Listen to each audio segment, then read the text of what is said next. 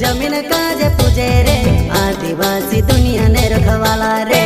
बाप देव खत्री काज पूजे रे आदिवासी सबसे निराला रे।